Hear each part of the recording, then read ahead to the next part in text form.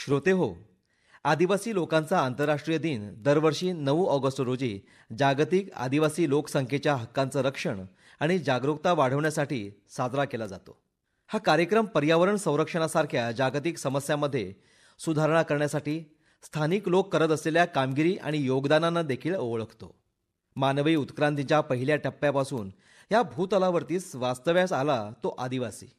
भोवतालच्या निसर्गाशी एकरूप होऊन शतकानुशतके आपल्या रूढी परंपरांचं जतन करीत आदिवासी समाज इथवर पोचला आहे. गोव्यात मानवी संस्कृतीची अद्भुत विविधता अनुभवता येते, कारण ही भूमी भारतीय उपखंडातून आणि जगभरातून व्यापार आणि व्यावसायिक क्रियाकलापांसाठी तसंच जमीन आणि संस्कृती समजून घेण्यासाठी आलेल्या विविध समुदायांशी जोडलेली आहे. प्राचीन काळात कोकण काशी आणि पोर्तुगीज राजवटीत पूर्वेचा रोम म्हणून ओळखलं जाणारं गोव्याचं नैसर्गिक सौंदर्य देश विदेशातून येणाऱ्या लोकांना नेहमीच मंत्रमुग्ध करतं. गोव्याची समुद्र आणि वनजैव विविधता, जिथं वनस्पती उष्णकटिबंधीय सदाहरित ते मिश्र पानझडी जंगलापर्यंत भिन्न आहे, आदिवासी समुदायांसाठी एक आदर्श घर प्रदान करते. यामुळे गोव्यात शेती आणि पशुपालनासाठी आदर्श वातावरण उपलब्ध झालं आहे, ज्यामुळे आदिवासी आनंदी जीवन जगू शकतात. पूर्वीच्या काळात हे समुदाय प्रामुख्यानं शेती आणि बागायतीमध्ये गुंतलेले होते, जे निसर्गाच्या अनिश्चिततेवर अवलंबून होतं, आणि म्हणूनच ते सण आणि विधींच्या माध्यमातून निसर्गाच्या घटकांबद्दल कृतज्ञता व्यक्त करतात. आदिवासी मुळात निसर्ग उपासक आहेत. त्यांच्या देवता ॲनिकॉनिक आहेत, म्हणजेच ज्यांचं प्रतिनिधित्व दगड, मुंग्या, टेकड्या, झाडं आणि निसर्गाच्या इतर शक्तींनी केलं आहे. जंगल आणि टेकड्यामध्ये विविध नैसर्गिक घटकांची पूजा करण्याला महत्त्व दिलं जातं. असं परंपरेनं ते मल्लिकार्जुन, सोमनाथ, रामनाथ, चंद्रेश्वर, सातेरी, कामाक्षी, बेताळ, रवळनाथ आणि जल, माती आणि जंगलाशी संबंधित लोकदेवतांच्या विविध रूपांची पूजा करतात. मांगे थापणीच्या परंपरा, मगरीच्या पुतळ्याचे पूजन करण्याचा सण आणि पवित्र उपवन, पवित्र टाके, पवित्र वृक्ष यासारख्या सामुदायिक संरक्षित क्षेत्राचा वारसा, पर्यावरण, वन्यजीव, पर्यावरणाशी असलेले संबंध आणि संरक्षणाची काळजी कशी होती यावर प्रकाश टाकतात. पुरुष आदिवासी लोकांसाठी शिगमो हा सर्वात लोकप्रिय सण आहे, ज्यामध्ये विविध प्रकारची लोकनृत्य आणि गाणी लोकवाद्य वाजून सादर केली जातात. गावडा जागोर, वेळी समाजाचे रणमाले, ज्यातून रामायण आणि महाभारतातील प्रसंग सादर केले जातात, अशा या लोकनाट्याची समृद्ध परंपरा सामाजिक, पर्यावरण आणि सांस्कृतिक वारसा दर्शवते. ढालो, कात्यो आणि धिल्लो या पर्यावरण स्त्रीवादी उत्सवातून महिला त्यांचे नृत्य, नाटक, गायन कौशल्य व्यक्त करतात. हाणपेट हे विधिनृत्य सांगेतील नेत्रावळीच्या वेळीप समाजात शिगम्याच्या नवमीला प्रारंभ होते. तुळस, मांडागुरू यांना दिवा, नारळ ठेवून प्रार्थना केल्यावर विशिष्ट लयीत ढोलाचे वादन सुरू होते. देवाच्या अवसाराने शब्द दिल्यावर मांडावर कोहळा कापून परत जोडला जातो आणि त्यानंतर नवस केलेले गडे, घट्ट धोतर, कपाळी गंध, मनगट, दंडावर फुलांच्या माळा आणि हाती नंग्या तलवारी धारण करून ढोल, ताशे, थाळी सदृश झांकणी या लोकवाद्यांच्या संगीतावर घुमू लागतात. त्यानंतर व्रतस्थ गडे तलवारीचे वार अंगावर, पाठीवर करून घेतात. रक्त येऊन घाव झाले तरी हा विधी चालू असतो. तालगडी हे लोकनृत्य काणकोणपासून पेडणेपर्यंत वैविध्यपूर्णरित्या सादर होतं. घुमट, समेळ, झांज यांच्या संगीतावर हे मर्दानी नृत्य होतं. हाती रंगीबेरंगी रुमाल आणि धोतर नेसलेले गडी, अशी जे रंग तालगडी जे रंग था, मोठा राजा धर्मनिष्ठ होता, कैसा तो वजर शिळा हो, सूर्याळ राजा चांगुण ही राणी, बाळ सावळ चिलया हो, अशा पारंपरिक लोकगीतांवर तालगडी खेळतात. चाळ, चोळी घालणं, पायात घुंगरू बांधणं, मुरली वाजवणं आदी प्रकार तालगडीच्या माध्यमातून गडा हालचाली, पदन्यास आणि हस्तमुद्रा यातून उभं करतात. कमरेला धोतर, डोक्याला फुलांच्या गुच्छाने युक्त असलेले मुंडासे, गळ्यात मनगटात अबोलीचे झेले, अंगात पांढरा अंगरखा आणि हाती टिपरी धारण करून काणकोण सांगे इथले भूमिपुत्र तोणिया मेळ हे नृत्य शिमगोत्सवात सादर करतात. गुरुसी राम राम केला रे, गुरु खेळयासी तोणी दिलामू, असे म्हणून मांडा गुरुविषयी कृतज्ञता व्यक्त करून कुठे घुमट, समेळ, कासाळे तर क्वचित शहनाई, सूर्त या वाद्यमेळाच्या साथीनं तोणिया मेळाला बहर येतो. बेताळा देवा तुझी मोठी कळा, डाव्या पाया किरांगळेन धरिली शिळा. अशा लोकगीतांच्या 2-2 ओळींनी तोणिया मेळ चालत राहतो. उत्सव, व्रतवैकल्ये, नवस सायास धर्माशीच निगडीत आहेत.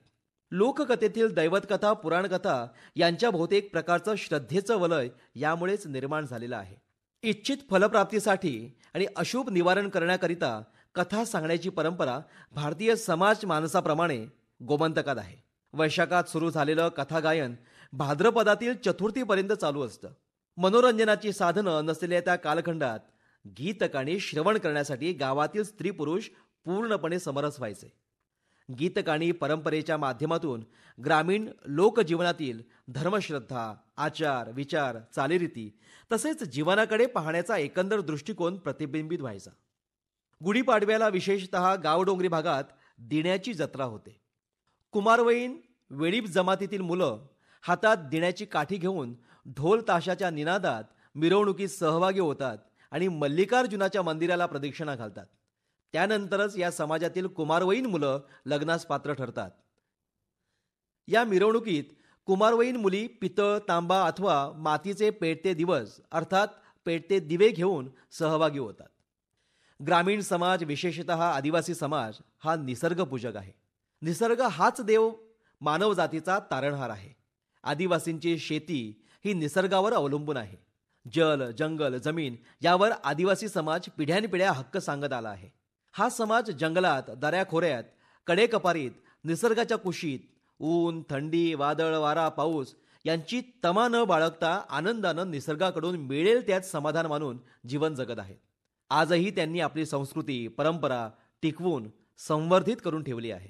विविध उत्सवांच्या निमित्ताने आदिवासी समाज आजही नाग, घोडे, वृक्ष यांची मनोभावे पूजा किंवा वाडी करतात. निसर्गातील एक प्रमुख घटक असलेल्या वाघाला देव मानून पूजा करतात. वाघाला वाघरो देव म्हटले जाते. वाघांनी तसेच जनावरांनी समृद्ध असा गोव्याचा परिसर होता. वाघानं गाव शिवारातील पशुपक्षी, माणसं यांच्यावर हल्ला करू नये, गाव पाड्यात समृद्धी नांदावी यासाठी आदिवासी हे जंगलात असलेल्या वाघांची पूजा करीत असत. आदिवासी समाजाच्या लोकजीवनाचा, अध्यात्माचा तसंच व्यवसायाचा पाया हा निसर्गाशी संबंधित आहे. समाजाची रचना ही निसर्ग हाच परमेश्वर अशा स्वरूपाची दिसून येते. पर्यावरण रक्षणाच्या दृष्टीनं या समाजानं अजाणतेपणानं का होईना पर्यावरणाला पोषक असं वातावरण या भूमीवर तयार केलं.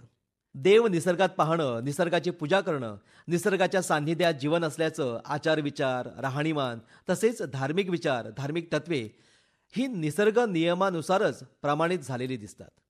आदिवासी समाज हा भातशेतीबरोबरच भाजी लागवड, कडधान्याचं उत्पादन घेत असताना निसर्ग देवाचं प्रथम पूजन करतात आणि आपल्या कार्याला सुरुवात करतात. परंपरा आणि चालीरीतीमध्ये गुंतलेली त्यांची मूर्त आणि अमूर्त सांस्कृतिक मालमत्ता आसपासच्या निसर्गाशी घनिष्ठ आणि चिरस्थायी संबंध प्रदर्शित करते. गरिबी, निरक्षरता, भेदभाव, आर्थिक अस्थिरता आणि असमानता या कारणामुळे त्यांच्या विकासाच्या मार्गात अनेक अडथळे निर्माण झाले आहेत आणि त्यामुळे ते वारंवार बळी पडले आहेत. फार कमी लोकांना शेती आणि बागायती पिकांसाठी लागवडी योग्य जमिनीचा ताबा मिळतो. विविध अडथळ्यांचा पीक उत्पादकतेवर सतत परिणाम होतो. त्यांच्या सुपीक जमिनीचा ऱ्हास होण्यास मानवी हस्तक्षेप जबाबदार आहे. गोव्यात पर्यावरणीय सांस्कृतिक वारशाचे रक्षण करण्याची आणि त्यांच्या कौशल्यांना आणि प्रतिभेला प्रोत्साहन देण्याची गरज आहे. 21 जुलै 1995 रोजी तत्कालीन आमदार अँटोनियो डी गावकर यांनी एक खाजगी सदस्य ठराव मांडला, ज्यामध्ये गावडा, कुणबी, धनगर आणि वेळीप समुदायांना गोव्यातील अनुसूचित जमाती म्हणून घोषित करण्याची केंद्र सरकारला विनंती करण्यासाठी गोवा सरकारला शिफारस केली. त्यानंतर ठराव मंजूर करण्यात आला. 2003 मध्ये केंद्र सरकारने गावडा, कुणबी आणि वेळीप यांचा अनुसूचित जमातीच्या यादीत समावेश केला. 18 डिसेंबर 2006 रोजी अनुसूचित जमाती आणि इतर पारंपरिक वनवासी वन हक्कांची मान्यता कायदा पारित करण्यात आला. सरते शेवटी म्हणावंसं वाटतं की गोव्यात आदिवासींची सामाजिक, आर्थिक, राजकीय परिस्थिती सुधारण्यासाठी प्रामाणिक प्रयत्नांची गरज आहे.